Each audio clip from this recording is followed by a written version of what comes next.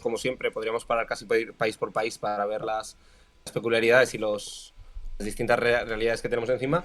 Pero bueno, vamos a intentar ir a los principales bloques, los principales ejes de debate. Hemos tenido el proceso de primarias en México, dentro de Morena, dentro de la oposición. Seguimos con viento de cola en Guatemala.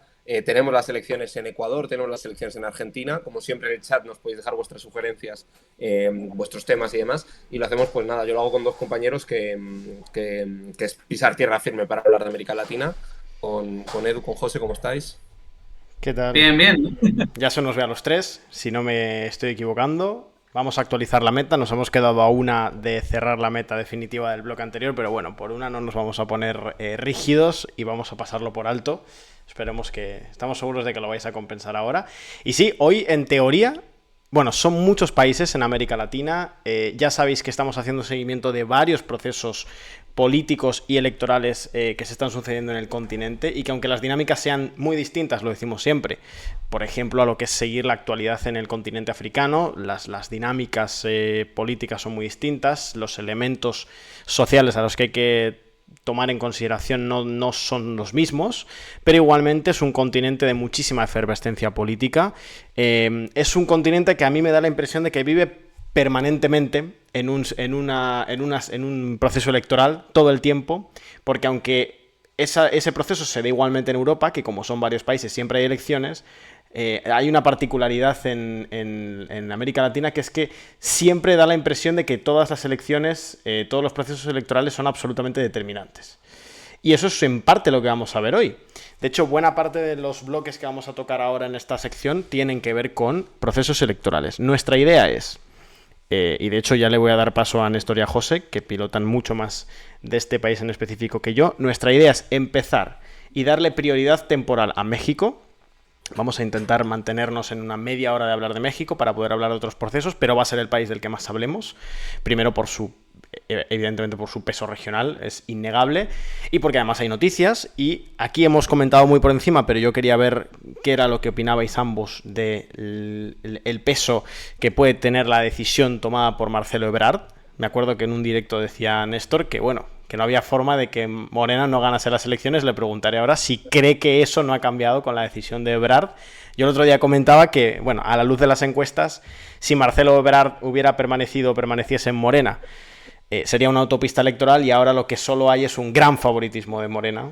Quizá no una autopista, pero sí un enorme favoritismo de Morena. Y bueno, vamos a hablar también brevemente de Guatemala, que hay que hacer alguna que otra actualización. Nada más allá de nada particularmente importante, básicamente porque estamos haciéndole tanto seguimiento que tenemos bastante actualizada la situación en Guatemala, salvo un par de cambios. Vamos a hablar de encuestas en Argentina, de los escenarios más probables. Vamos a hablar también de El Salvador. Vamos a hablar también de Ecuador. En fin, un variadito, y vamos a estar leyendo el chat para responder vuestras preguntas. Así que ahora sí, abro un poco la mesa con esa pregunta muy rápida para Néstor, que es si puede explicar muy rápidamente qué ha pasado con Marcelo Ebrard y cuánto peso, o sea, si esto puede alterar el resultado electoral. Bueno, yo creo que en el último directo de México, yo creo que dábamos muy bien las claves de lo que es el país, de la configuración política y del momento en el que vivimos. Hay un proceso de transformación en México que ya empieza hace muchos años, pero que eclosiona con la victoria de López Obrador, y que ahora mismo, pues yo creo que la duda es si se consolida o no. Mi opinión, decía esa metáfora que me gusta porque es verdad que es muy gráfica. Hay una autopista para la victoria electoral de Morena. Yo creo que se ha visto que incluso la eventual salida de Ebrard ahora mismo, bueno, pues igual hace que en vez de autopista sea una carretera nacional, alguna que otra curva, pero yo diría que en principio debería de poder ganar Morena el próximo proceso electoral, y lo debería de poder hacer porque lo que vemos es que hay una fidelidad a la marca muy importante. ¿Qué ha pasado esta última semana? ¿Por qué hablamos de que en vez de una autopista igual vamos por una nacional? Pero bueno, mientras la nacional esté asfaltada, en principio el coche puede llegar, ¿no? Pues hemos tenido el proceso de corcholata, de ese proceso de selección interna de candidatos en Morena, que es mediante un proceso de encuestas, en el cual ha salido elegida la jefa de gobierno de la Ciudad de México, Claudia Sheinbaum, que se ubicaba como una de las figuras más continuistas dentro del ala de Morena, ¿no? Mucha gente hablaba de Adán Augusto, ya hablé un poco de su figura, que era el secretario de Gobernación, un hombre muy afín a López Obrador, que viene de Tabasco, que es su estado natal, viene de ser gobernador allí. Entonces, bueno, que este candidato, que fue el cuarto al final en discordia, Claudia Sheinbaum, realmente es una candidatura que intenta imitar hasta las formas de López Obrador, ¿no? López Obrador ha sido tan magnético que ha hecho que las mañaneras que tiene él, ¿no? Que son esas conferencias matutinas, las hayan imitado gobernadores, las hayan imitado otras figuras políticas, y Claudia Sheinbaum, como digo, replica muchos de esos aspectos. Claudia Sheinbaum con más del 30% del voto y Marcelo Ebrard, que era en segunda posición, a bastante distancia, con 20 y pico puntos, ¿no? Pero más de 10 puntos de diferencia, creo que son 24-36, si tenéis los datos luego me podéis corregir. Pero bueno, es una derrota de un personaje político que lleva una trayectoria muy alargada, que ya intentó ser candidato a la presidencia antaño, que ha sido jefe de gobierno en la Ciudad de México, que siempre ha tenido esa aspiración y que ahora pues realmente ve que se le pasa esta posición. Cuando se pierden, cuando pierde el proceso interno, Ebrard habla de que no ha sido un proceso 39-26 era, Néstor, el número. Lo miro aquí. 26, 39-26, 13 puntos de diferencia. Contundente. 40% Claudia Sheinbaum, ¿no? O sea, no es una cuestión menor. Luego podríamos hablar de los terceros, de Noroña, por ejemplo, que me parece que es un resultado excepcional para el PT y demás. Aunque es, bueno, pero no me quiero ir. Pero vamos por centrarlo entonces. Estamos diciendo que el segundo candidato, que es Marcelo Ebrard, tiene una tentación real, o ahora hay un coqueteo real con quedarse al margen de la legalidad partidaria de Morena. Cuando es el proceso y se convoca en la sede nacional a todos los candidatos, el único que no asiste es él, y él se queda siguiéndolo desde un hotel. Y eso tiene que ver con que durante todo el tiempo su proclama principal, la que hay en la entrevista que yo le hago, yo siempre remito a ella porque pues, para mí fue muy esclarecedor hablar con él de tú a tú. Él hablaba de suelo parejo, ¿no? Él decía que tenía que haber una competencia de suelo parejo, donde todos los candidatos partiesen desde el mismo punto. Y él ha dicho durante las últimas semanas especialmente que no ha tenido las mismas oportunidades, que había un apoyo activo por parte de ciertas figuras del gobierno, Claudia Sheinbaum, y que por tanto no ha sido una competencia limpia. Y ha puesto dudas sobre los apoyos, diciendo que ha habido apoyos externos que han beneficiado a Claudia Sheinbaum, y también sobre el proceso. Entonces, él no ha roto, pero no ha terminado de dar por buenos los resultados. No se ha ido oficialmente todavía, pero los ha puesto en duda, ha solicitado que se haga un recuento, ha pedido a la Comisión de Garantías de Morena que investigue todo el procedimiento, y ha anunciado que el día 18, mañana, va a lanzar el Movimiento Progresista, que no tiene por qué ser un nuevo partido político, pero parece que va a intentar configurar en torno a su figura política un nuevo espacio de presión, de pensamiento, un espacio político que se va a llamar Movimiento Progresista y que podría ser eventualmente una escisión. Esa escisión, ¿cuánta gente podría arrastrar? Bueno, pues las encuestas dicen que hasta un 10% del voto. Un 10, un 12%, depende, varía un poco, ¿no? Pero en ningún caso parecería que fuese determinante. La gran duda es si se va a ir o no se va a ir Marcelo Ebrard. Pero lo cierto es que el proceso electoral, aunque él lo rebata, le ha dado una victoria muy clara a Claudia Sheinbaum, que ha sido reconocida por López Obrador, que ha sido reconocida por el resto de candidatos y que por tanto ya está muy consolidada ella. Y la gran duda es qué va a pasar. Yo insisto, la metáfora me parece que es la carretera nacional. De todas maneras, y ya acabo con esto, yo en México, cuando vivía allí, cuando trabajaba en el Congreso de los Diputados allá, lo hablaba mucho con las figuras políticas que había. Incluso la oposición, aunque ellos no lo admiten, no pensaban tanto en el 2024. Ellos pensaban mucho en el 2030. Ellos decían que, y yo estoy un poco en esa idea, la fuerza de Morena es tan grande que incluso podría aguantar una escisión. Solo con una escisión podría, yo creo, Morena bajar del 60 o del 50 y mucho por ciento del voto, ¿no? Y puede que haya una elección un poquito más disputada, pero aún así seguramente gane. La gran duda es si el movimiento político va a tener capacidad de mantener unidad en la bancada de los diputados, de seguir construyendo una entidad en los estados del país, etcétera, etcétera. Entonces, yo creo que incluso con la salida de Ebrard se va a ganar, aunque con más dificultad, y la duda es si Ebrard jala, como dicen en México, jala todos los cuadros políticos y demás. Entonces, como digo, es una victoria endeble porque lo que quedan son todavía 6 años de construcción partidaria, de asentar el partido y de asentar el proyecto. La victoria, en mi opinión, está asegurada, lo que no está asegurado es la continuidad del proyecto. Porque tener el poder institucional no significa tener la estructura partidaria que te permita darle continuidad. Y con esto ya acabo. Bueno, es que hace poco veíamos, por ir en la línea de esta idea de la carretera nacional que has dicho tú. Claro, hace poco veía una encuesta, creo que estaba cerca incluso por encima del 60% en esa encuesta Morena, probablemente sea una de las encuestas más optimistas con respecto a Morena, pero bueno, que haya encuestas planteando ese número, bueno, te habla de que incluso un terremoto interno en el partido podría no suponer una derrota electoral. Habíamos hablado aquí también bastante del tema de la oposición. Yo os quería preguntar, porque me interesa mucho, ¿no? Y habíamos hablado antes de por qué. ¿Por qué estas perspectivas electorales de Morena? ¿Por qué esa popularidad de Andrés Manuel López Obrador? Que es brutal. Hay pocos dirigentes en Occidente que se le puedan comparar en cuanto a popularidad. Quizá luego hablaremos de eso también Bukele y poquitos más, en realidad, en el continente americano. Entonces, no sé si verías bien, José, hacer una suerte de valoración de lo que ha sido el gobierno de AMLO para intentar entender por qué esa popularidad, por qué Morena tiene tantísimas posibilidades de ganar las elecciones, por qué no se plantea otro escenario.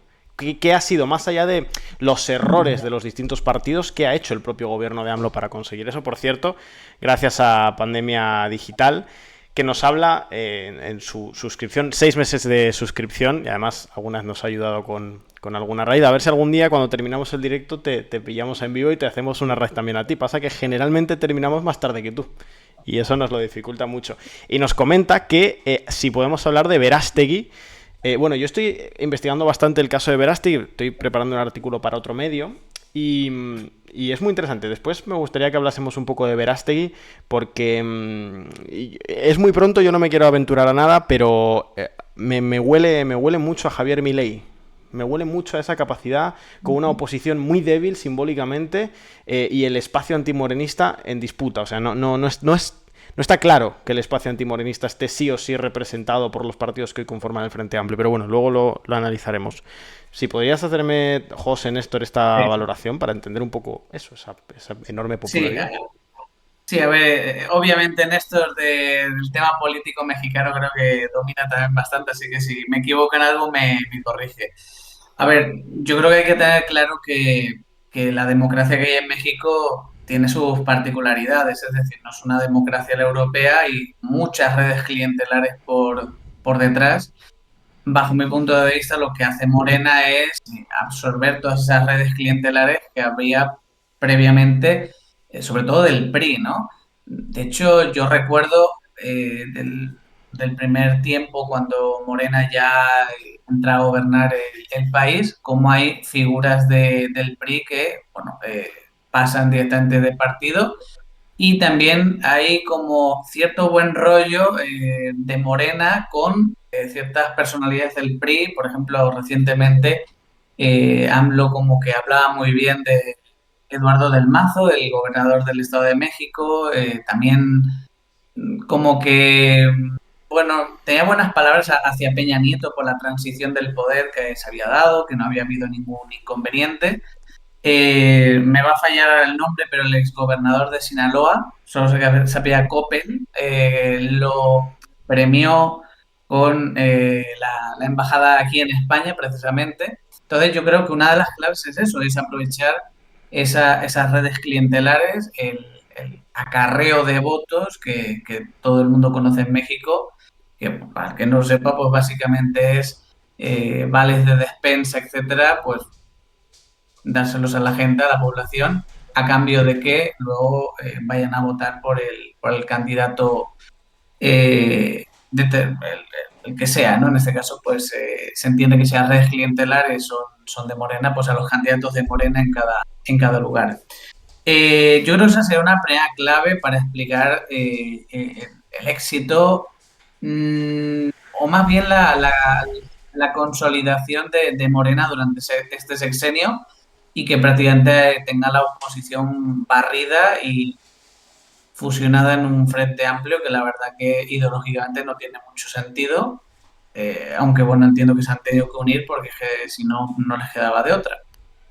Luego creo que también hay otra clave que es en el ámbito comunicativo. La mañanera a nosotros nos podrá parecer un chiste todos los días y luego aparte que López Obrador para mí no es un gran orador, es una persona que habla muy despacio, duerme a las ovejas, pero bueno, De ahí la duración de sus mañaneras. total, ¿no? Es una experiencia vital estar ahí, ¿eh? Sí, Perdona la sí. interrupción, pero yo que estuve Claro, No son los claro. códigos de comunicación europeos, ¿no? Rompe todo, No, es no, disruptivo. totalmente. No, no. Y el tema es, yo creo que esa persistencia de día a día, día a día, mañanera, mañanera, mañanera, donde al final realmente, yo creo que la mayoría de ellas no dice nada relevante, simplemente es como una especie de matraca continua de, bueno, sus ideas, sus planteamientos, etcétera. Pero creo que al final también cala, ¿no? En la población. Quizá en el caso de México, la población que se informa por vías alternativas a la televisión o a los periódicos, pero mayormente a la televisión, quizá no es tanta y al final esa política comunicativa, como digo, quizá más tradicional, no tan innovadora como la de Bukele, pero quizá como es así de continuo, en plan matraca, pues al final también termina haciendo su efecto. Y yo también creo, y esto ya no sería tanto mérito de Morena, sino de mérito de la oposición, que la oposición tampoco ha planteado en estos 6 años eh, un tipo de gobierno diferente, no, no he visto una verdadera renovación o intentar dejar atrás figuras como Peña Nieto que me consta que no son muy queridas. No ha habido como una ruptura con el pasado y la gente, por lo tanto, no ve creíble el volver a votar a estos partidos que pues, les han fallado, ¿no?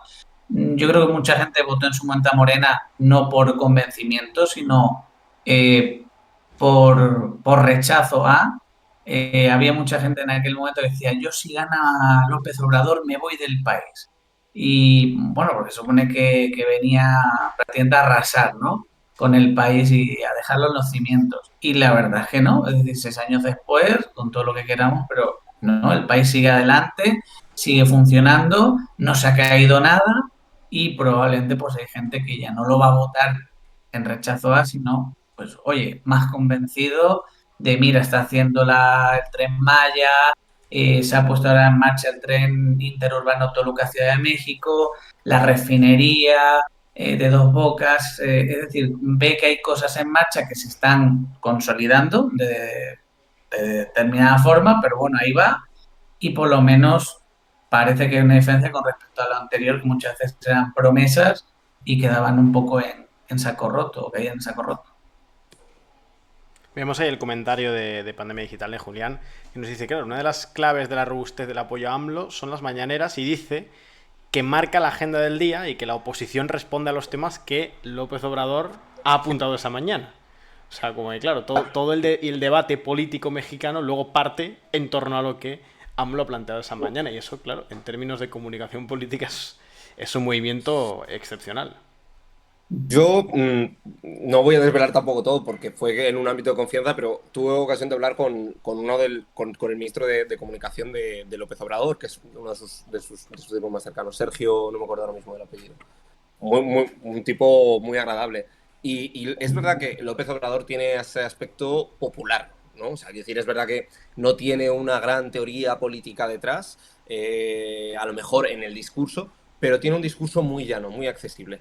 Y tú ves la mañanera y es todo un acontecimiento, porque son las 6 de la mañana cuando empieza todo el proceso, a tiempo que los rotativos de ese día, evidentemente, lanza las cuadrillas. Y yo lo vi en las mañanas en las que fui y lo ves muy claramente. Si a él no le preguntan, él es capaz de derivarlo y entonces 4 ideas fuerza, que a lo mejor él no tiene claro, pero que termina sacando la mañanera. Yo me acuerdo perfectamente, estábamos con el tema de la inseguridad en México, justo había habido varias masacres, la imagen esta de que habían degollado a una persona, y o sea, era un momento delicado, ¿no?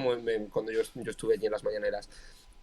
Recuerdo que no le salió de primeras, pero él terminó sacando una idea que yo sabía que él la quería sacar ese día, y no le habían preguntado por ella, pero dice, no, pero compañeros, ¿me pueden poner el gráfico de cómo está la evolución de la criminalidad en los estados? Y resulta que te salían los estados de la oposición donde menos había descendido la criminalidad o más había aumentado. Entonces, él tenía 3 o 4 ideas fuertes que conseguía posicionar.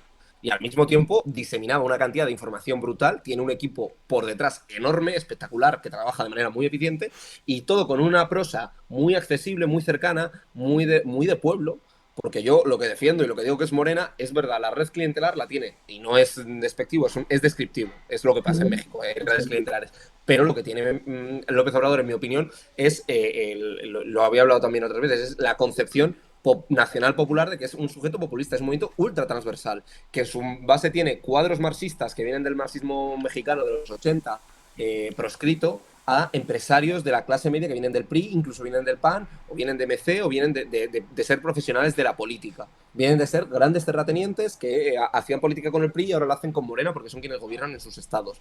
Y eso tiene que ver porque López Obrador, en primer lugar, todos los procesos de transformación social, todos, me gustaría a mí decir que son todos por lo que hacemos bien, pero todo se explica muchas veces por el fracaso de los otros. En México había un fracaso claro. El Estado era deficitario, no solo a nivel económico, sino a nivel social. Había grandes bolsas de desempleo. El sistema clientelar del PRI aguanta mucho tiempo, pero no aguanta indefinidamente. Entonces, como hay un fracaso del Estado, López Obrador lee muy bien la impugnación y, como digo siempre, construye un sujeto en contra, que son los conservadores, la clase política conservadora, el PRI, el PAN, que no han conseguido solucionar nada durante todos estos años y que son apoyados por la prensa y por el poder económico, los conservadores, los fifís, la gente de arriba, la gente que no entiende el problema de la clase popular. ¿Y quién es clase popular? Pues desde el empresario que tiene a sueldo a 200 empresarios, a 200 trabajadores, pero se siente que está siendo agravado por las condiciones económicas, hasta los jornaleros chapatecas. Todo es pueblo para López Obrador, ¿no? Y construye un sujeto muy amplio. Por eso digo que para mí el gran reto es que puede mantener la red clientelar, puede mantener el apoyo económico que tiene y pueden imitarse las fórmulas, pero creo que hay un riesgo real de que no pueda contentar a todo el mundo todo el tiempo. Ahora mismo, dentro de Morena está todo el mundo. Yo no sé si dentro de ese debate ideológico, que no es el principal debate dentro de Morena, no es el principal debate, Claudia Sheinbaum, que aparece como la candidata, una de las más de izquierdas, no es tan de izquierdas, no hay un programa revolucionario, ¿vale? México, la revolución mexicana se hizo el siglo pasado. La de este año no es una revolución, pero no es ideológica. Es una revolución en términos económicos y de reconfiguración social, no de transformación, ¿vale? O de transformación institucional, pero no de transformación. Bueno, es mi punto de vista muy personal. Entonces, bueno, perdonad por la esta, pero ya veis que yo en México lo siento mucho. Me parecía muy oportuno hacer esa matización. Bueno, y también, antes de pasar a otro país, porque es que tenemos que volar, tema de seguridad, José. Nos podemos centrar en particular en eso. Entiendo que lo vas a pilotar mucho mejor y mucho mejor que nosotros y vas a poder darnos una clave mucho más profunda.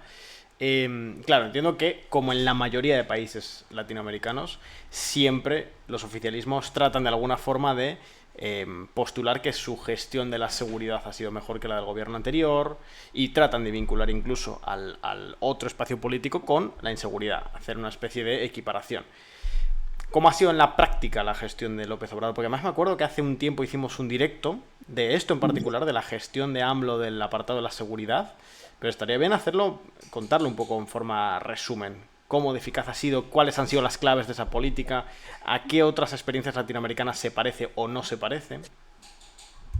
Claro, a ver, yo creo que simplemente México, por la dimensión que tiene, no es comparable a nada más. Ni siquiera Brasil, simple y llanamente por la posición estratégica que tiene México en todas las rutas de la droga, de las armas, de personas, de todo. Está en una encrucijada y Brasil al final, pues, por ejemplo, ocupa una posición bastante más periférica, también estratégica, pero creo que el ser vecino de Estados Unidos ya te da un plus. Yo creo que la gestión de López Obrador ha sido bastante decepcionante y yo lo tengo muy claro. Él venía con una idea muy rupturista ya hemos visto con Felipe Calderón, con Peña Nieto, que estas recetas de eh, militarización de la fuerza, esto no sirve, y viene con la idea de, por un lado, desmilitarizar. También se habla o plantea, yo creo que tal vez como globo sonda, a ver cómo suena la opinión pública el tema de eh, dialogar con los grupos criminales. En fin, el caso es que en materia de seguridad para mí ha sido, digo, decepcionante porque al final ha continuado la vía militarista, pero la ha acentuado más con la eliminación de la Policía Federal y la constitución o la creación de la Guardia Nacional, que venía a venderla como una Guardia Civil a la española, pero que es al final un brazo más del ejército en este caso. De hecho, no hace mucho, como que ha habido algún tipo de intento, no sé si se habrá llevado finalmente a la práctica o se esté llevando, de depurar a los miembros que venían de la Policía Federal y están en la Guardia Nacional. Eh, en este sentido, ya digo, ha ahondado la vía militarista. Como hemos hablado en anteriores veces, ha entregado muchísimas competencias de distinto tipo al ejército, siempre pues escudándose en que bueno, las infraestructuras son de interés público, esto que es de interés nacional, otro que es de tal, porque digamos, se vende la idea de que el ejército, pues eso casi que una categoría superior de personas, ¿no? Es alguien entregado, incorruptible, etcétera, ¿no? Pero bueno, más allá de eso, los dos grandes cárteles, el cártel de Sinaloa y el cártel de Jalisco Nueva Generación, realmente siguen bastante enteros en correspondencia con el inicio del sexenio. Quizá el cártel de Sinaloa es el que ha encajado un golpe más duro con la detención de Ovidio Guzmán, el hijo del Chapo, que de hecho creo que ha sido ayer o antes de ayer, ha sido extraditado a Estados Unidos. Antes de ayer, sí, creo que coincidiendo con la fiesta nacional, con el grito. Pero bueno, realmente siguen con muchísima fuerza, siguen disputándose territorios sobre todo con el cártel de Jalisco Nueva Generación. Faltaba creo que un año más o menos para acabar el sexenio, incluso un poco antes, y ya se había batido el récord de homicidios del sexenio de Peña Nieto. Las cifras de desaparecidos son muy abultadas, es decir, si nos vamos a los datos de seguridad, realmente no hay una mejora. La sensación tampoco es mejor, es decir, tú vas a las calles, a la gente y no hay una mayor sensación de seguridad, por lo que yo creo que en tema de inseguridad y de violencia creo que no ha habido ningún avance. Tampoco se decía hasta qué punto hay un empeoramiento, porque claro, ya hablamos de unas cifras tan abultadas que es triste, pero 1.000 asesinatos arriba, 1.000 abajo, realmente tampoco te marca una tendencia clara, ¿no? Así que esto sería un poco el resumen así rápido del tema de la seguridad en este sexenio. También habíamos hablado aquí, tenemos un directo específico sobre eso, pero bueno, por traerlo a colación porque es el gran protagonista, evidentemente, de las políticas de seguridad en América Latina. Entiendo que es muy diferente la gestión que ha tenido Andrés Manuel López Obrador de la seguridad en México que la que ha tenido Nayib Bukele en El Salvador. Y lo digo porque traer a colación a Bukele, aprovechando que está José aquí, me parece absolutamente fundamental. ¿Sigo yo? Sí, sí, no, no, te quería preguntar, o sea, bueno, te iba a decir cuáles son un poco las diferencias en el trato. Supongo que las diferencias en la gestión de ambos son todas. Bueno, a ver, pues hay muchísimas. En este caso igual, o sea, Bukele cuando llega al poder viene igual de gobiernos anteriores de distinto partido, tanto de Arena como del Frente Farabundo Martí de Liberación Nacional, que se van alternando el poder, pero no dan respuesta ni solución a los problemas de inseguridad. Y en este caso, Bukele llega, pero claro, hay que ser muy cuidadoso porque Bukele en el panorama mediático ya más a gran escala no aparece hasta este año prácticamente. Pero este señor ya lleva en el gobierno desde 2019. ¿Qué había pasado en ese tiempo? De hecho, el famoso plan de control territorial ya venía aprobado desde aquel entonces, pero los resultados, si bien sí que fue consiguiendo algún resultado, pero eh, hubo un momento donde los asesinatos volvieron a repuntar y entonces ahí Bukele también tuvo que reaccionar. Creo que la primera clave, y lo he dicho, es el control total de todos los poderes del Estado y él, digamos, aliarse o tener de su lado tanto al ejército como a la policía. Entonces, controlando todos los poderes del Estado sin posibilidad alguna de que te tiren abajo tu estrategia, la financiación que se necesita, ni nada, es decir, no hay oposición de ningún tipo a nivel real, pues tú puedes hacer y deshacer todo lo que quieras. También, antes de ese repunte que hay de la violencia, antes del bajón definitivo, supuestamente se acusa a Bukele de haber estado en conversación con las maras, que de ahí era la bajada de los homicidios y se supone que luego pasaría algo que volvió a hacer subir los niveles de homicidios en este caso, y ahí es donde Bukele va con todo y detiene a todo el mundo y, bueno, se pone con el tema de la cárcel, el CECOT, el Centro de Confinamiento del Terrorismo, y ya empieza con todas las actuaciones que hemos ido conociendo hasta la fecha. Entonces, yo creo que la principal diferencia es el control absoluto que tiene del país, de sus estructuras. Quien únicamente le podría llevar un poco la contraria podría ser el ejército y la policía, pero los tiene de su lado y los mima con más financiación, más miembros. Eh, tiene, tiene un apoyo popular abrumador que por lo menos a él le hace sentirse con la fuerza para poder seguir adelante y seguir implantando las medidas que haga falta. Así que bueno, ahora se ha anunciado la fase 6 de su plan de control territorial, que es una fase de integración, se supone que más enfocado a ciertos retos a medio y largo plazo, temas de educación, es decir, ahí ya vamos saliendo del tema de la seguridad, que podría ser un poco la duda de si se queda solo en temas de seguridad o intenta abarcar otros temas de desarrollo socioeconómico del país y demás. Y bueno, él, la política de comunicación, eso lo maneja súper bien.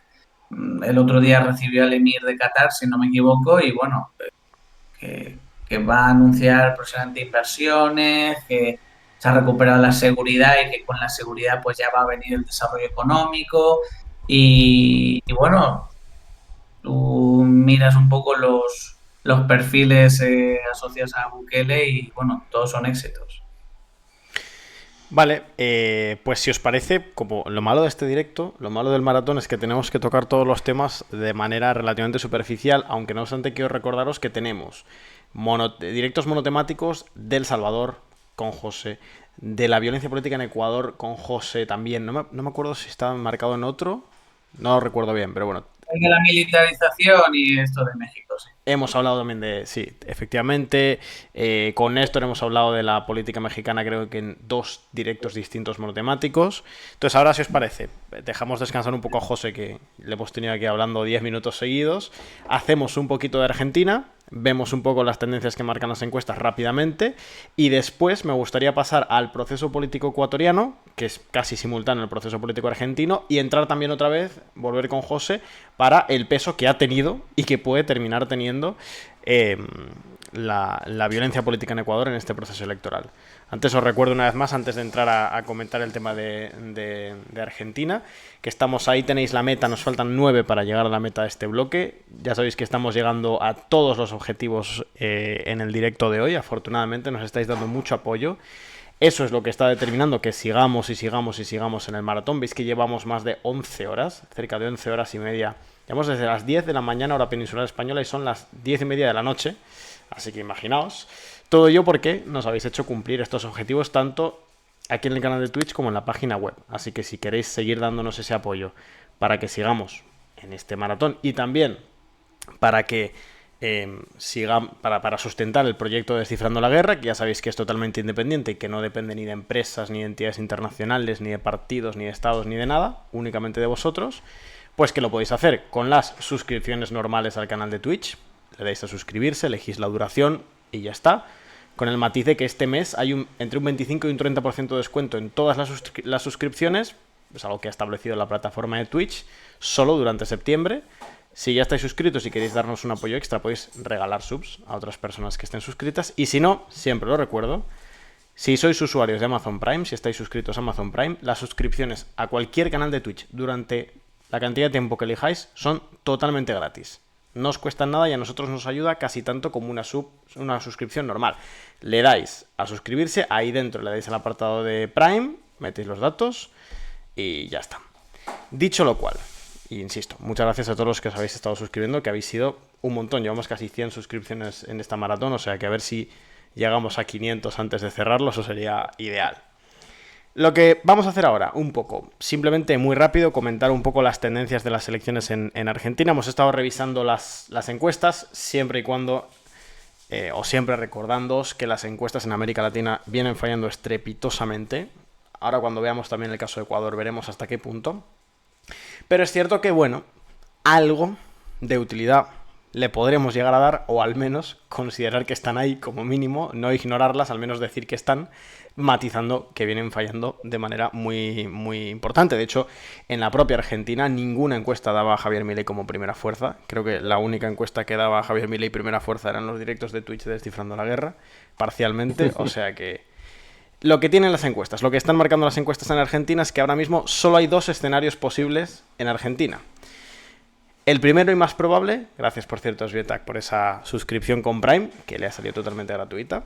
El escenario más probable ahora mismo en Argentina, según el grueso de las elecciones el grueso de las encuestas es una segunda vuelta entre Sergio Massa y Javier Milei, con Javier Milei quedando primero este 22 de octubre, si no me equivoco, que es el día de las elecciones presidenciales de la primera vuelta, y Sergio Massa quedando en segunda posición, con Patricia Bullrich muy descolgada. De hecho, la mayoría de las encuestas lo que le dan es menos porcentaje de voto que lo que ha sacado en las primarias todo su espacio de Juntos por el Cambio. Ese es el escenario que recopilan más de la mitad de las encuestas. Ahora bien, hay un segundo escenario que varias encuestas están planteando y que no es descartable, aunque yo lo considero poco probable en comparación con el primero, que es una victoria en primera vuelta de Javier Milei. Es decir, que no haya que ir al balotaje, que Javier Milei el 22 de octubre se consagre como presidente electo de Argentina. Gracias, por cierto, a Diego por esa sub. ¿Qué tendría que pasar para que ocurra esto? Lo hemos explicado aquí alguna vez, es una cuenta muy fácil. Son dos opciones. Uno, que Javier Milei en la primera vuelta pase del 45% de los votos. Ya no habría que hacer más cuentas. Si saca un 45,01, es presidente electo de Argentina. Segunda opción, que saque más de un 40%, 40, 41, 42, entre el 40 y el 45, pero que saque más de 10 puntos de diferencia con respecto al segundo. Es decir, un escenario de Milei en 41 puntos y Massa en 30 haría presidente electo a Javier Milei. Lo más probable es lo otro, y desde luego, insisto, lo que marcan todas las tendencias es que Patricia Bullrich, Juntos por el Cambio, lo que sería la típica derecha antiperonista en Argentina, el espacio político que aupó al presidente Macri, estaría como tercera fuerza, estaría descolgado. Y, de hecho, claro, esto era un poco lo que quería comentar antes con respecto a México, lo que nos ha comentado Pandemia, quería hilarlo con esto. Fijaos cómo en Argentina, en cuestión de 2 años, el hecho de que la derecha antiperonista tradicional argentina acumulase malos gobiernos, acumulase disputas internas, en fin, se generase una desafección por dos bandas, es decir, una desafección con el movimiento peronista y una desafección con el antiperonismo tradicional, lo que ha generado es abrir una ventana de posibilidad para que emerja un tercer actor que se consagre como el representante del antiperonismo. Si Javier Milei es primera fuerza en estas elecciones y Juntos por el Cambio es tercera y ni siquiera pasa al balotaje, se podría decir, sin estar equivocándonos, que en Argentina el antiperonismo ha pasado a ser representado por una fuerza que no son los radicales, que no es el macrismo, sino que es una fuerza nueva. Uno podría postular que programáticamente no lo es, pero al menos estéticamente y simbólicamente sí lo es. Y yo vuelvo a México con esto, aunque seguramente Néstor quiere hacer un comentario con respecto a Argentina, pero bueno, lo comento y ya dejo abierto, porque no quiero que se me pase. Había comentado Pandemia Digital, Julián, que comentásemos o que hablásemos con respecto a Verástegui. Yo estoy investigándolo, ya lo he dicho, estoy preparando un texto para otro medio. Este candidato que ha surgido en México, este actor fundamentalista católico, que ha lanzado su plataforma Viva México y está recopilando firmas para presentarse efectivamente a las elecciones. Claro, a día de hoy el antimorenismo, aunque con muy pocas expectativas electorales, está encuadrado en el Frente Amplio. A día de hoy es así. Pero bueno, hace 2 años el antiperonismo estaba encuadrado en Juntos por el Cambio. En un contexto en el que los distintos partidos políticos del Frente Amplio recopilan muy poco voto por separado, que hay una desafección muy grande con lo que ha sido la historia reciente de los gobiernos del PRI, ¿por qué no es posible pensar que la representatividad política del antimorenismo vaya a trasladarse de lo que sería el representante natural, la derecha mexicana, el centro mexicano, bueno, que sería el PAN, el PRI, etcétera, hacia un outsider, hacia un candidato de derecha radical, un candidato fundamentalista católico, en un proceso que sería similar al de Javier Milei en Argentina? Yo tiro esto, que conecta Argentina con México, pero no quería dejar de comentar el tema de Verástegui, porque, bueno, es que es lo que estamos viendo en muchos países latinoamericanos. El giro hacia la derecha radical de la representatividad de la antiizquierda, como la queremos considerar. O sea, el antiperonismo pasó a ser representado por Milei. El antiliberalismo estadounidense pasó a ser representado por Trump. El anti-PT pasó a ser representado por Bolsonaro. El antiprogresismo chileno pasó a ser representado por Kast. ¿Por qué no puede ser el antimorenismo pasar a ser representado por Verástegui? Lo dejo ahí en el aire, tiro muchas cosas, pero... Te iba a decir que voy a abrir el paraguas para intentar coger todas las preguntas, ¿no? Porque con las manos no voy a poder. Seguro que se me escapa algo con el paraguas. Pero lo he abierto y tengo aquí alguna idea. Bueno, yo lo primero diría que la situación en México todavía estoy de acuerdo con, y lo decía antes, ¿no? Los procesos de cambio y de transformación siempre vienen por grandes fracasos. De momento, Morena no tiene un gran fracaso. Es decir, podemos hablar de las cifras de seguridad, del desempeño macroeconómico, pero no hay una percepción de que Morena sea un proyecto agotado. Entonces, eso yo creo que es el primero de los aspectos, ¿no? O sea, se puede ver de la antipolítica en México, pero el discurso antipolítico en México todavía lo representa en gran medida Morena. Entonces, todavía tiene un enganche con las capas desencantadas, populares, que son uno de los grandes caladeros de voto de estas nuevas expresiones de la extrema derecha. A lo que voy de nuevo, que esta derecha radical, yo diría que es un fenómeno global. Responde a las lógicas del capitalismo en esta dinámica global y hay una tendencia a la derechización, pero ya no de una perspectiva de derecha conservadora, neoconservadora, sino que ya vemos cada vez expresiones más radicales. Segunda idea, ¿no? Tercera idea. Estos procesos de extrema derecha beben de tres grandes, en América Latina, de tres elementos muy, muy importantes. Uno de ellos es el factor religioso, como bien decíamos, lo hemos visto con el protestantismo en Brasil, lo hemos visto con Donald Trump también. En México hay una concepción de la religión muy profunda, pero ni tenemos una gran penetración de sectores protestantes, que son realmente los sectores políticos más militantes, por lo que hemos visto hasta ahora en América Latina, y es una religiosidad muy peculiar, muy popular, que López Obrador tampoco ha enfrentado. Entonces ahí veríamos uno de los aspectos que se deslinda, ¿no? Bueno, yo soy escéptico, pero desde luego ese marco está para que surjan ese tipo de candidaturas. Y también el último de los aspectos por lo que no haría un paralelismo total con México es porque la lógica de bloques antigubernamentales en México no había existido hasta ahora, porque sí que tenemos el clivaje fundamental en Ecuador de correísmo-anticorreísmo, que poco a poco se desdibuja. Tenemos en Argentina el clivaje peronismo-antiperonismo. Para mí son junto con Venezuela, los tres ejemplos de clivaje gobierno-oposición. Toda la oposición está en contra del gobierno. En Argentina ahora se desdibuja. En Ecuador, en mi opinión, se ha desdibujado ya. Parcialmente, no totalmente. En Venezuela sigue muy vigente.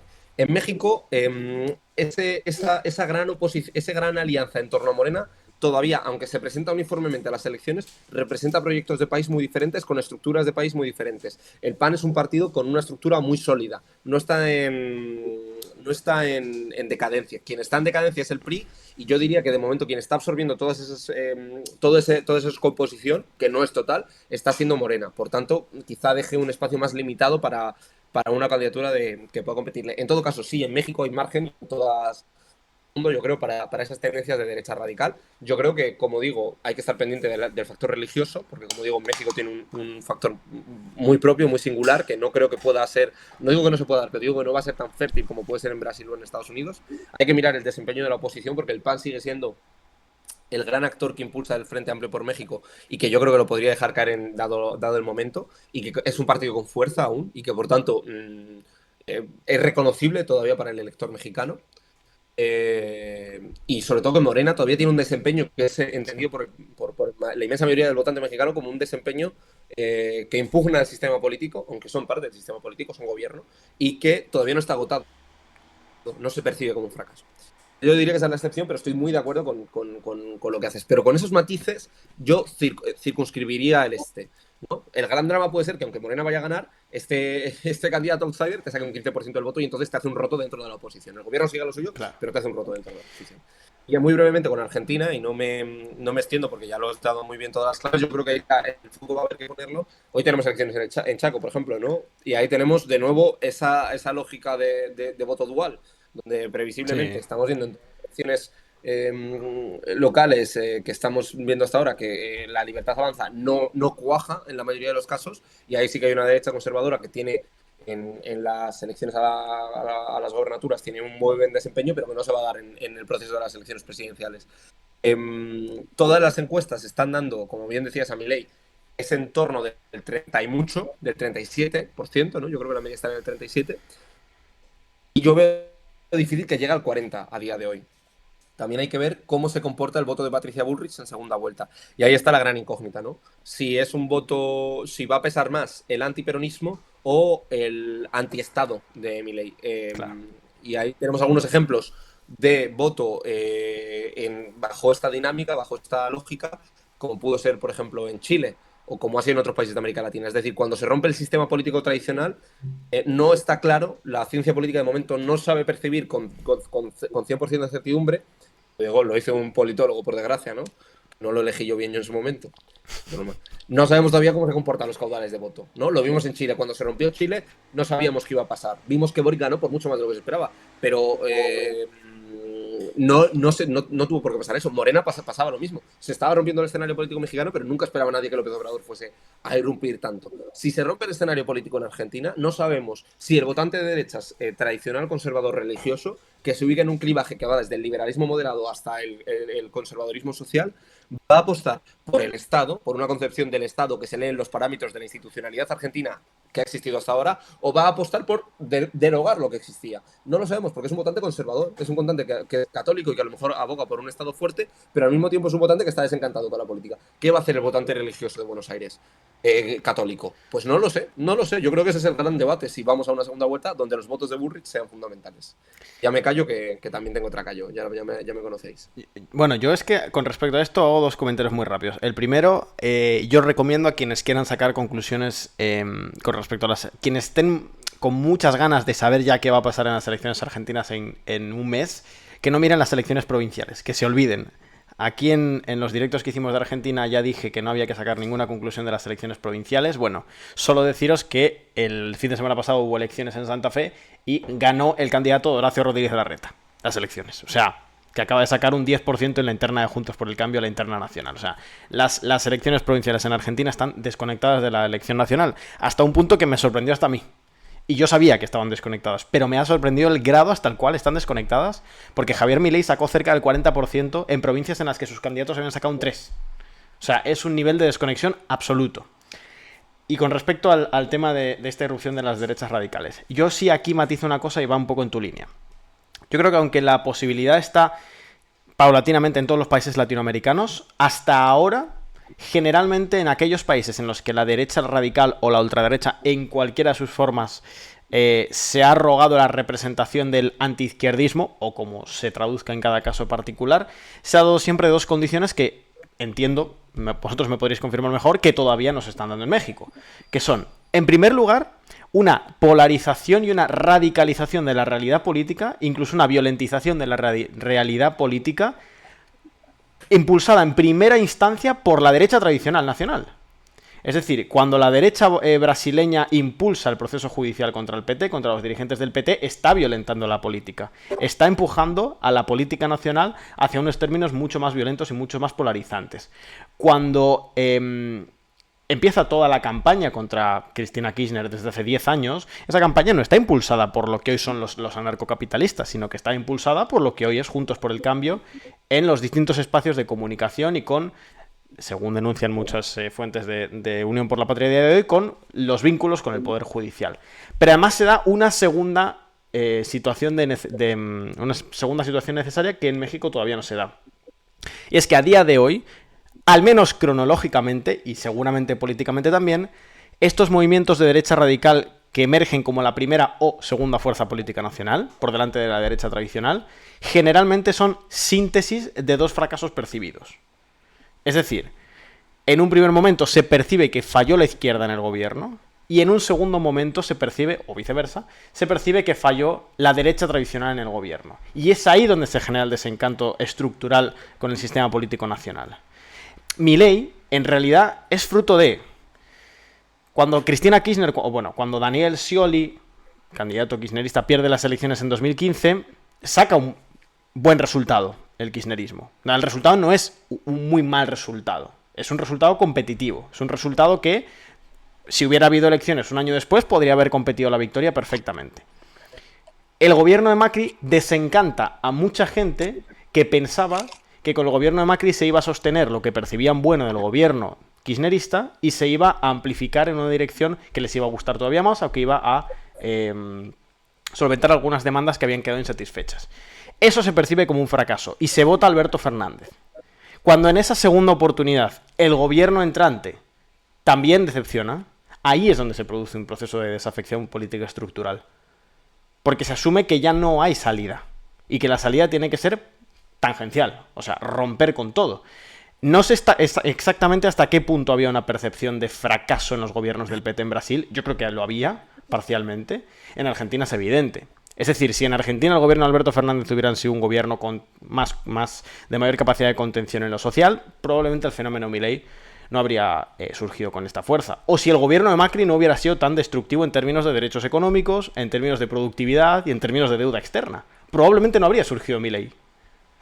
Entonces, ese proceso a mí me da la impresión de que es común en todos estos países y que en México todavía no se ha dado. Ahora bien, que se instale Verástegui como una opción legítima te abre la posibilidad a que si la reelección de Morena da pie a un gobierno que no satisfaga o que decepcione, ahí sí puede emerger Verástegui. O sea, creo que es una apuesta no para este proceso electoral, sino para el siguiente ciclo electoral. Porque si ya hay una percepción de que los gobiernos del PRI, y ahora, claro, casi por osmosis, el del resto de los partidos que rodean al PRI han sido un fracaso, y la segunda legislatura de Morena llega a decepcionar a una parte importante de su electorado, ahí es donde se abre la ventana de posibilidad para Verástegui. Yo muy breve, el primer fenómeno se da ya. Es decir, la oposición tradicional o la derecha tradicional impugna a Morena en unos términos de radicalidad política total. O sea, es decir, hay un tensionamiento y una polarización enorme en México. Enorme. Lo otro, evidentemente, es lo que decía. Morena tiene un apoyo social muy grande. Yo, en mi opinión, es que México está por verse entero. Por eso también es tan apasionante, porque quiero decir, yo insisto, Morena es un movimiento, incluso los teóricos que hay en Morena, los pocos que hay un intento real de solidificar el partido, hablan de partido movimiento con esa concepción muy amplia. Yo digo, tanto el partido movimiento de Morena con esa configuración tan amplia está en riesgo, porque yo no sé si van a ser capaces de mantener la unidad sin la figura que lo vertebra, sin el condicionante vacío, que es López Obrador, que es quien llena ese espacio. No sé qué va a pasar con la oposición en México, porque el PRD, que está abocado a la desaparición en su tendencia actual, y el PRI y el PAN tienen una coalición tan heterogénea que es muy difícil de mantener y de explicarse en el tiempo. Entonces, hay un riesgo real de que esa coalición de oposición no se mantenga y no se entienda, y al mismo tiempo está MC. Entonces, quiero decir, tanto el gobierno como oposición tienen todas las piezas que están potencialmente en movimiento. México está en un proceso de transformación interna. Si sale mal, podríamos tener en 6 años una victoria de un candidato de extrema derecha, o podríamos tener un proceso ultra radicalizado o una vuelta a la política tradicional, o podríamos tener Morena para sexenios y sexenios. Creo que las cartas en México están hoy todas encima de la mesa. Ojo, la primera de las cartas es que Morena salga reelegido y tenga un sexenio de Claudia Sheinbaum. Pero esa carta yo estoy casi seguro de que va a salir, pero a partir de ahí puede pasar todo, que el sexenio sea malo, se rompa Morena y entonces el PRI resurja de entre las cenizas, no haya con una candidatura de unidad y un candidato tecnócrata o un jovencito bien vestido de México sea el candidato que reconfigure y vuelva a la estructura política tradicional mexicana, que el PAN sea el candidato mayoritario y la derecha se articule en torno a él, que Movimiento Ciudadanos parezca la oposición fresquita y entre como nuevo actor, que Morena salga reelegida o que tengamos un candidato outsider. Para mí están todas las cartas encima de la mesa a partir de que Claudia Sheinbaum sale elegida y el Frente Amplio por México va con Xochitl Gálvez en unidad. Bueno, habéis tenido aquí este pequeño debate sobre Argentina y México, las vinculaciones entre las dos derechas radicales, las posibilidades. lo tenemos que cortar para pasar a otro bloque, porque lamentablemente el maratón es así. Hay que tocar muchas cosas y no podemos profundizar tanto como nos gustaría, cuando evidentemente tanto de Verástegui como de Morena, como de Milei, como del kirchnerismo podríamos hacer un directo de 3 horas y no habría problema ninguno. Pero tenemos que pasar porque quiero que hablemos de Ecuador. Ecuador, proceso electoral simultáneo casi al de Argentina, con la peculiaridad de que Ecuador afronta en Ecuador ya la segunda vuelta. En Ecuador he dicho, no, Ecuador afronta en octubre ya la segunda vuelta y no la primera vuelta. Ahí ya sabéis que han avanzado Luisa González de Revolución Ciudadana y Daniel Noboa de ADN, que a esto me refería un poco con las encuestas. Daniel Noboa no estaba ni entre los 5 posibles candidatos a segunda vuelta según la mayoría de encuestas de Ecuador, y aún así avanzó. Ahora bien, el contexto es de una violencia tremenda en Ecuador, una violencia que no se vivía desde hace mucho tiempo en Ecuador, violencia vinculada al crimen organizado y que está tocando de lleno a la política nacional y se está convirtiendo en violencia política. Está afectando a la campaña. Hay todos los escenarios vinculados a la violencia política y a la segunda vuelta están encima de la mesa, lamentablemente. Y bueno, seguro que José sabe mucho más explicarnos de dónde viene esa violencia política y esa violencia en sí, vinculada al narcotráfico, que está azotando a Ecuador. Sí, a ver, obviamente lo que hemos vivido en estos últimos meses, sobre todo estos de verano con el asesinato, bueno, obviamente sobre todo porque era uno de los candidatos de Fernando Villavicencio, pero también finales de julio, si no me falla la memoria, asesinaron al alcalde de Manta, y después de Fernando Villavicencio también murió otro miembro creo que del partido de Luisa González. No viene de ahora toda esa violencia. Esa violencia es el resultado de un caldo de cultivo que se ha ido generando en los últimos años y donde todo el mundo ha tenido su parte de responsabilidad.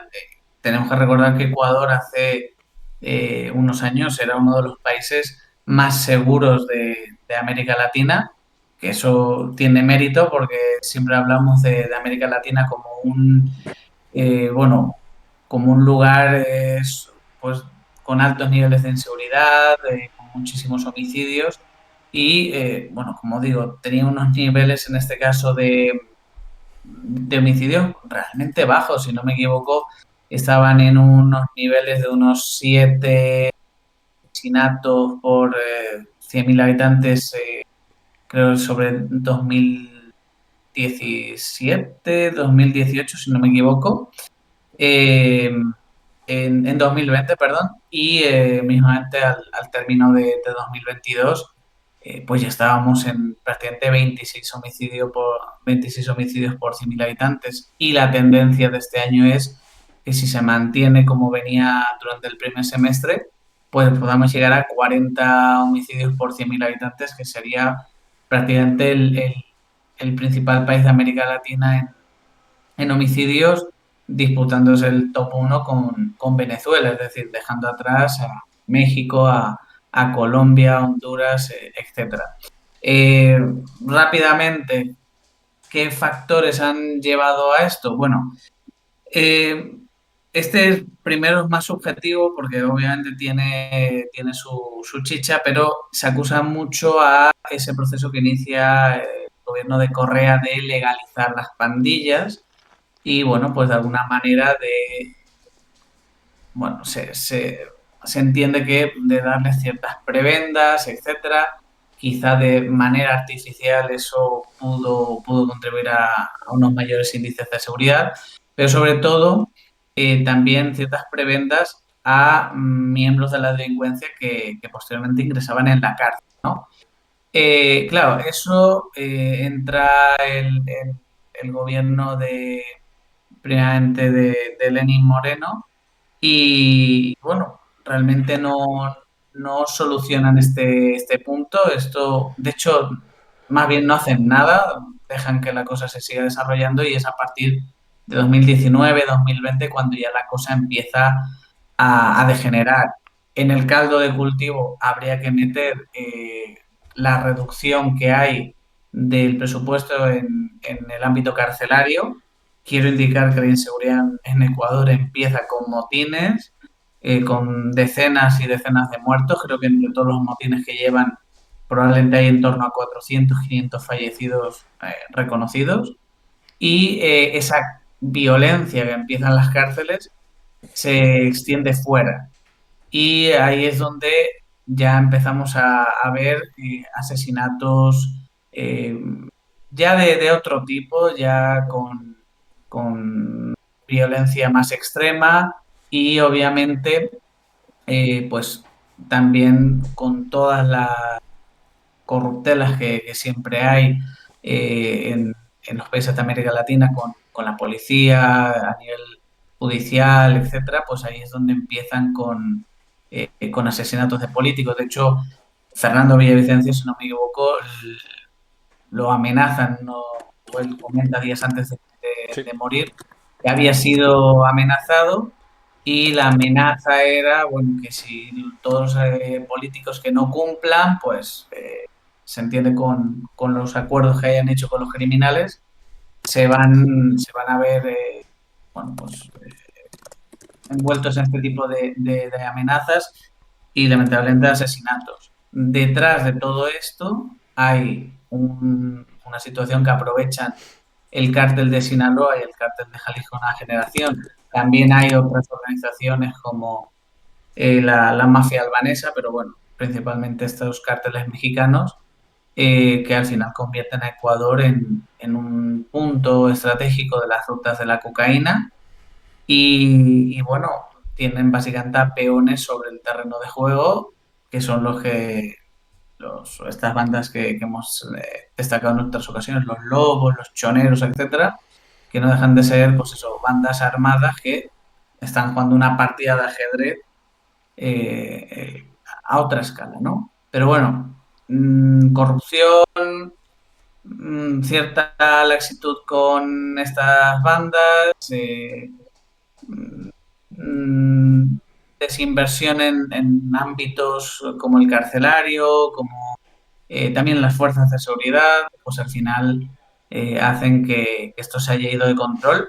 Y yo quiero señalar, y ya lo señalé en la otra ocasión que hablamos de Ecuador, que aquí lo peligroso ya no es ni la propia delincuencia, es la tentación que pueda haber de que estas elecciones, que son para un año y medio, no son para 4 ni 5 años, son para un año y medio, tienten a quien gane de no hacer nada para no quemarse. Por lo tanto, tener un año y medio de campaña electoral larga, de no poner ninguna medida más allá de alguna que pueda ser un poco llamativa o vistosa, es decir, de cara a la galería, y por lo tanto año y medio perdido y donde le has dejado a estos grupos asentarse aún más. Ese es el gran peligro que hay en Ecuador ahora. Vale, no sé en esto si tienes algún comentario sobre todo sobre las elecciones, el proceso electoral ecuatoriano, para completar también con la parte más política. Sí, sí, sí. Bueno, muy de acuerdo con todo lo que comentaba José. Ahí hay un elemento que es importante, que es la instrumentalización de la securitización, del debate de la securitización. Eh, los índices dicen que durante el correísmo había menos inseguridad, pero precisamente Lenín Moreno y toda la continuidad dicen que precisamente la inseguridad viene de Correa, ¿no? Que ha explotado después, pero que ellos son los responsables, y al revés, ¿no? Luisa González y el correísmo dicen que son un ejemplo de buena gestión. Sea como sea, el debate realmente ha capilarizado todo. Hay que recordar que Ecuador tiene una situación de inestabilidad social muy grande. Yo he hablado del fracaso político de las 3 crisis que vivía Ecuador durante el gobierno de, de, de Lasso, de Guillermo Lasso. Tiene una crisis económica con una situación muy grave, tiene una crisis de seguridad con índices récords en cuanto a crímenes carcelarios, entrada y decomiso de cocaína, etcétera. Y tenía una crisis política, con el Congreso dividido, incapacidad de llevar adelante los proyectos y un liderazgo muy débil por parte de Lasso. Entonces, esas tres, yo, igual que decía que Bolsonaro iba a acabar el gobierno por mucho impeachment que tuviese y mucha oposición muy dura, yo sí que dije que Lasso tenía muchas papeletas de que no lo acabase, y así ha sido. Se activa el mecanismo de la muerte cruzada y por eso vamos a unas elecciones de un año y medio y no de 4 años, porque se convocan mediante un mecanismo especial y extraordinario. Las encuestas dicen que ahora mismo Noboa es un candidato outsider que toca bien esas teclas en términos un poco populistas. No quiero decir populistas, porque populistas yo le doy otro sentido, pero en términos un poquito simplistas de seguridad, de un poco de mano dura, de tal, lee eso y coge un impulso, pasa por delante y parece que a día de hoy es quien va favorito en las encuestas y podría ganar frente a la candidatura de Elisa González, que nadie lo dice oficialmente, pero tenía todos los indicios de que fuese un año y medio donde el correísmo, que había tenido un muy buen resultado en las previas elecciones para las gobernaturas, ¿no? Y tuvo unos resultados buenísimos en Guayas, en Pichincha, en los principales departamentos del país, bueno, que fuese un año y medio para que Luisa González allanase el camino, el regreso de Rafael Correa, el fin de la persecución política a Jorge Glass, bueno, que se diese un proceso en el cual el correísmo se pudiese reestructurar políticamente e incluso se hablaba de la candidatura de Rafael Correa para el próximo proceso, ¿no? Ahora mismo está todo en el aire, vamos a ver qué ocurre.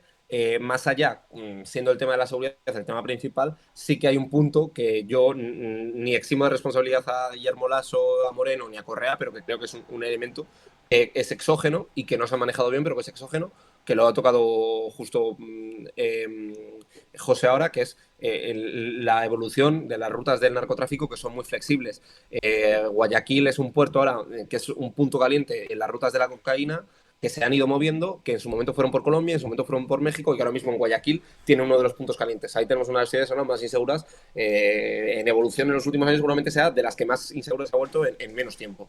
Y eso tiene que ver con cómo se han movido, con las distintas lógicas que hay.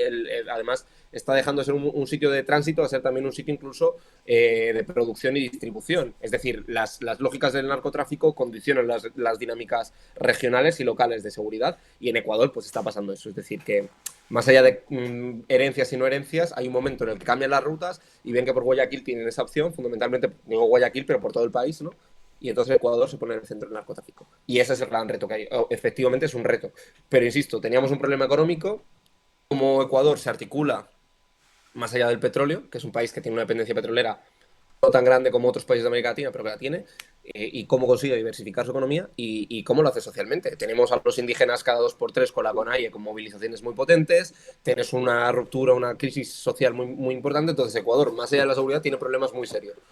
Ninguno de los dos candidatos, sinceramente, plantea una solución integral. Luisa González dice, vamos a un año y medio para que el correísmo pueda volver a tomar el poder. Yo no voy a ser quien lo lidere, ¿no? Sino, dice, bueno, vamos a poner las bases para retomarlo y Noboa está haciendo una lectura muy coyuntural, ¿no? Está hablando de la necesidad del Ecuador de hoy, del comer y del beber y del acabar con la inseguridad para hoy, pero yo digo que los problemas que tiene Ecuador son muy de fondo y por desgracia en estas elecciones generales me da la sensación de que no lo están haciendo el correísmo conscientemente porque su apuesta es a medio plazo con la reestructuración del proyecto de Rafael Correa y la oposición porque quizá no lo tenga. A día de hoy Noboa era un candidato que no tenía ni programa electoral prácticamente, ¿no? O sea, no lo digo en broma, pero no lo digo en broma. Tenía un programa electoral, pero no, es que no es broma.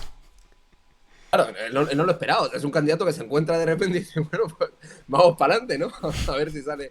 De hecho, nos costó bastante definirlo, porque era complicado también definirle ideológicamente. Aquí nos atrevimos a plantear que era una especie de candidato centrista en lo económico, tendente o sea, como que no dice mucho su parte económica, como cosas muy vacías, inversión, mejorar la productividad, pero tampoco dice nada de abolir planes sociales y al mismo tiempo en las cuestiones identitarias se plantea como movimiento progresista. Es raro, es una figura un poco rara, pero bueno, que va a capitalizar el voto anticorreísmo anticorreísta es evidente. Claro. Y además está ahora abrazado por la derecha ecuatoriana. Entonces, cuando eres tibio, si te echan agua caliente te sueles calentar más. Y si te echan agua fría te sueles enfriar más, ¿no? Si no tienes fuerza motriz, no tienes una fuerte de calentamiento, de enfriamiento, suele ser muy susceptible a lo que te venga.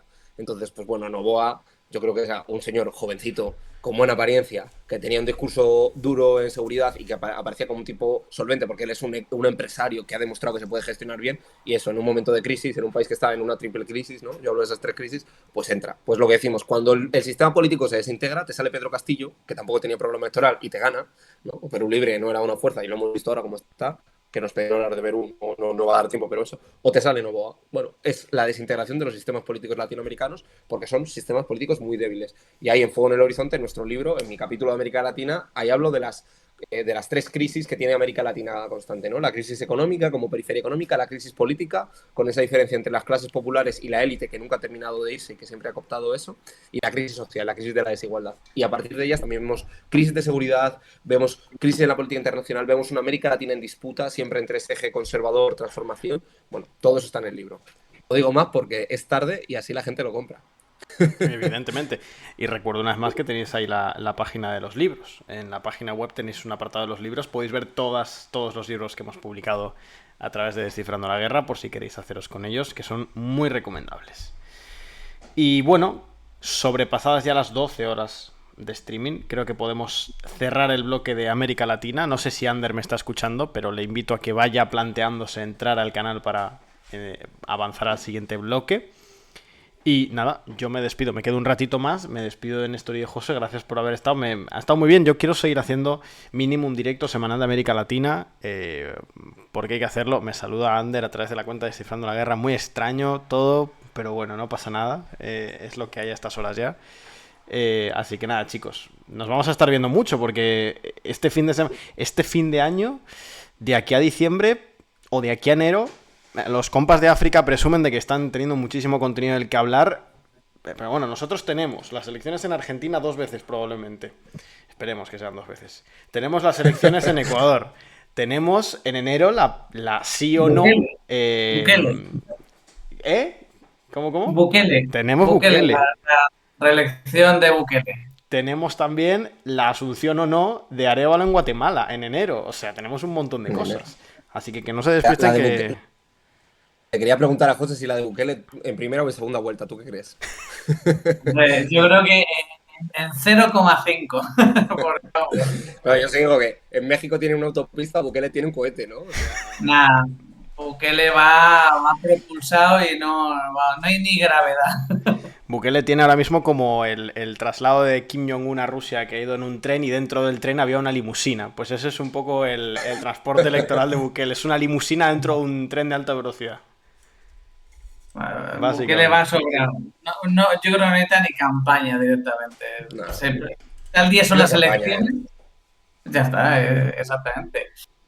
¿Qué día? ¿Cuándo son las elecciones? Son en enero, pero no recuerdo exactamente el día. Pero vamos, habrá que hacer un directo. Que ya es presidente para otros tantos años, así que ahí no va a haber mucha chicha. Ahí no va a ser como Guatemala, con Sí. rollos de impugnaciones y cosas de estas. Aquí estamos planteando a ver si nos da la fuerza de hacer directos siguiendo las elecciones en América Latina, este ciclo electoral. Si hacemos seguimiento en directo de las elecciones en El Salvador, probablemente sea el directo más aburrido de la historia de Descifrando la Guerra. O sea, sí, más breve. No va a tener ninguna emoción, ningún tipo de emoción. O sea, va a ser una cuestión... Abrimos, vemos el resultado y cerramos. Y ya está, y nos vamos. Solamente por agregar una cosa que antes comentabais de Verástegui, el de México, él ya consiguió los votos y ya está inscrito como candidato independiente en el INE. Creo que tenía que reunir un poquito menos de 1 millón de votos, pero él ya los ha reunido. Y bueno, ahí Néstor seguro que sabrá mucho más que yo, pero bueno, tiene vinculaciones con el Yunque. El Sí. Yunque tiene su relación con Vox. Entonces, bueno, o sea, es simplemente como curiosidad, ¿no? Así por terminar, porque al final el mundo es muy pequeño. Sí, con el entorno de Steve Bannon de la derecha radical y todo su conglomerado de comunicación. Da para otro directo. Sí. Y además, yo, Vox dentro del pero es un ejemplo de cómo ha conseguido articular una alianza regional e internacional y una implantación en América Latina con alianzas bastante sólidas en muy poco tiempo, ¿no? Que se habla mucho del Foro de Sao Paulo como un ente diabólico, ¿no? Comunista que somete a los países. Se le presupone al Foro de Sao Paulo que llevaba en muerte y en parálisis 2 años, no en muerte, pero con una parálisis organizativa muy seria. Tuvo hace poco en Brasilia otra vez una reunión, fue a abrir la Lula, pero el Foro de Sao Paulo estaba muy bloqueada y la derecha radical, con la figura de Vox, con la Carta de Madrid, con la figura de Steve Bannon como figura que tiene mucho potencial ahí, lo podemos hablar otro directo. Sí. Pues no, ya que hemos hablado de esto, comento, hace un par de días entrevistó Tucker Carlson, este periodista de derecha radical estadounidense, a Javier Milei. Si no me equivoco, fue la entrevista más vista. Lo que no sé es de qué red social, creo que de Twitter, ¿no? No me acuerdo bien. Creo que fue, No lo he visto. creo que fue sí, la entrevista más vista en directo en Twitter, me parece. Está ahí la entrevista que le hizo Tucker Carlson a Javier Milei. Sí, ahí me confirman Dicen que en Twitter, que es que sí. Twitter. Ya cierro con esto. Solo me parece muy particular para quienes hayáis visto vídeos de Javier Milei, que seguramente a estas alturas ya todos es muy curioso, cómo cambia su tono de voz cuando habla en medios de comunicación argentinos y cuando habla en medios de comunicación internacionales. Cuando habla en medios de comunicación internacionales parece un monaguillo, o sea, habla con una sobriedad y una tranquilidad que es Y luego espectacular. salieron unas imágenes estos días de alguna protesta o alguna manifestación donde estaba Milei con una motosierra, ¿no? Entonces, Al día siguiente, sí, sí, sí. Es tremendo. Bueno, chicos, Bueno, es que si Milei dolariza la economía, tendrá que darle permiso a Estados Unidos, el primero, ¿no? Entonces habrá que portarse bien y que caer bien al que tendría que aplicarlo. pues Pero mira, bueno, es que no. a mí,